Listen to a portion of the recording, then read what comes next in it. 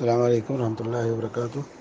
بسم اللہ الرحمن الرحیم، الحمد للہ رب العالمین، الصلاۃ والسلام علی خاتم الانبیاء والمرسلین وعلی آلہ وصحبہ اجمعین، اما بعد۔ یہاں ایک بہن کا سوال ہے، کہتی ہیں مجھے درج ذیل سوالات کے جوابات دلیل کے ساتھ دیں۔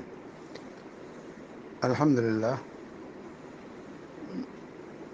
دلیل کے ساتھ ہی یہاں جواب دیے جاتے ہیں۔ پہلا سوال ہے، کیا قربانی کسی شخص کے نام سے منسوب کرنی چاہیے؟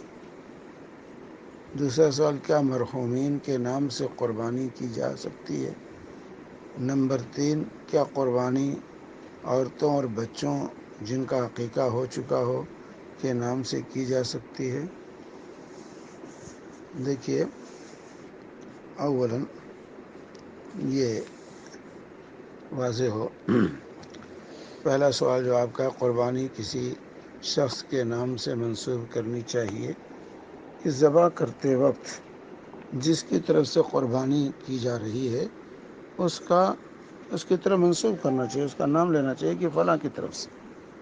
یہ سنت ہے رسول پاک صلی اللہ علیہ وآلہ وسلم کی۔ چنانچہ صحیح مسلم حدیث نمبر 1967 ہے، ام المؤمنین عائشہ صدیقہ رضی اللہ تعالی عنہا اس کی راوی ہیں، کہتی ہیں کہ رسول پاک صلی اللہ علیہ وسلم نے امر بکبش اقرن یطو فی سواد ویبرق فی سواد وینظر فی سواد فأوتی به فقال لها یا عائشہ حلم المدیہ ثم قال اشهزیہ بحجر ففعلت ثم أخذها وأخذ الكبش فأضجعه ثم ذبح ثم قال بسم الله اللهم تقبل من محمد وآل محمد ومن امت محمد ثم ضحى به۔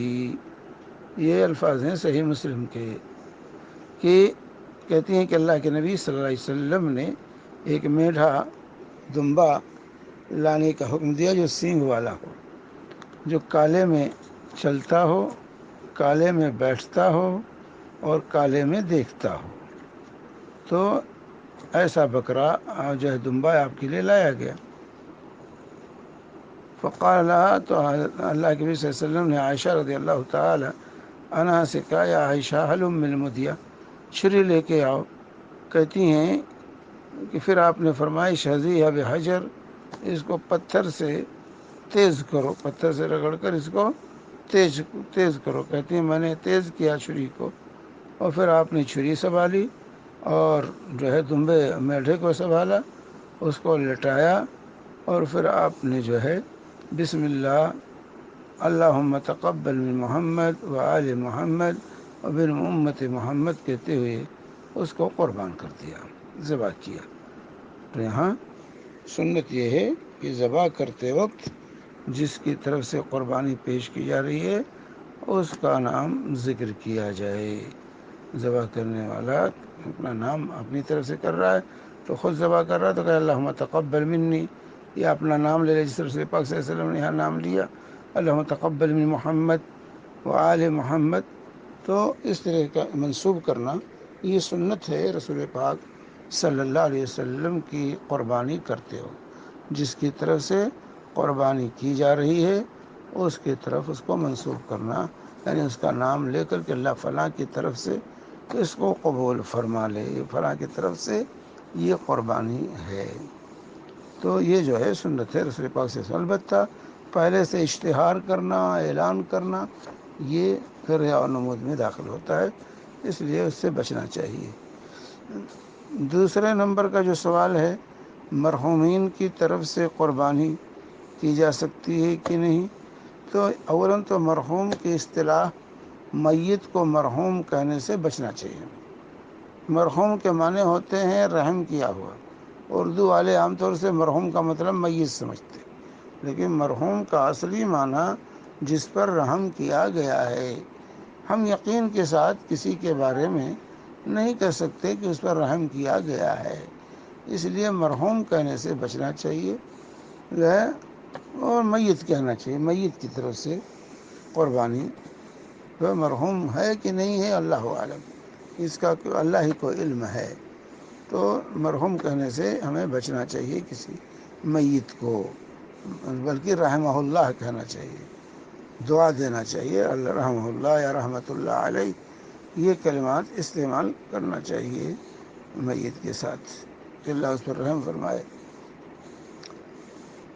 تو یہاں پر جو ہے میت کی طرف سے قربانی کے بارے میں سوال کیا گیا ہے، تو میت کی طرف سے قربانی یہ مشروع نہیں ہے، یہ ثابت نہیں اللہ کے نبی صلی اللہ علیہ وسلم اور صحابہ سے کہ وہ میت کی طرف سے قربانی دیتے رہے ہوں۔ نہ رسول پاک صلی اللہ علیہ وسلم نے کبھی میت کے لیے قربانی پیش کی، یہ کہا ہو کہ حالانکہ آپ کی زندگی میں آپ کی 2 بیویوں کا انتقال ہوا، آپ کی 3 بیٹیوں کا انتقال ہوا اور 3 بیٹوں کا انتقال ہوا، لیکن آپ نے کسی طرف سے قربانی نہیں کی کہ بیویوں کی طرف سے قربانی کر رہے ہوں، یا اسی طریقے سے جو ہے اپنے بچیوں کی طرف سے جو وفات پا چکی تھی ان کی طرف سے قربانی پیش کی ہو کہ یہ فلاں کی طرف سے ہے، ایسا کبھی نہیں کیا اللہ کے رسول صلی اللہ علیہ وسلم نے، اور نہیں صحابہ میں سے کسی سے یہ ثابت ہے کسی میت کی طرف سے کسی نے